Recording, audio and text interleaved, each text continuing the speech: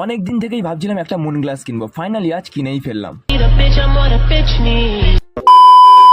দুপুরবেলা ঘরে বসে বসে ভাবছিলাম আজ একটা মুন গ্লাস কিনবো, কিন্তু আজ কিনবো না অন্য দিন কিনবো। তারপর ভাবলাম না, আজই কিনবো। তাই বেশি দেরি না করে চোখে সানগ্লাসটা দিয়ে বেরিয়ে পড়লাম চশমা কিনতে। কিন্তু ভাই রাস্তার মধ্যে এটা কি করছে। তারপর আমি আর ভাই বাইক নিয়ে যাচ্ছিলাম চশমাটা কিনতে। চশমা দোকানে ঢুকতে না ঢুকতেই পাশে একটা মিরর দেখতে পেলাম, সেখানে একটু নিজের থোবড়াটা ফার্স্টে দেখে নিলাম। তারপর দোকানের ভিতরে ঢুকতে দাদাটা অনেকগুলো মুন গ্লাস দেখাচ্ছিল, আর আমি একটা একটা করে পরে দেখছিলাম আর দামগুলো জিজ্ঞেস করছিলাম। তো ফাইনালি আমার এই ফ্রেমের চশমাটা পছন্দ হলো। তারপর ওটা পরে 5 মিনিট ধরে একটু আয়নার সামনে বিভিন্ন রকম ভঙ্গিতে নিজেকে দেখছিলাম যে কেমন লাগছে আমাকে। ভাইকেও জিজ্ঞেস করলাম ভাই কেমন লাগছে আমাকে, ভাইও থামস আপ দেখিয়ে দিল।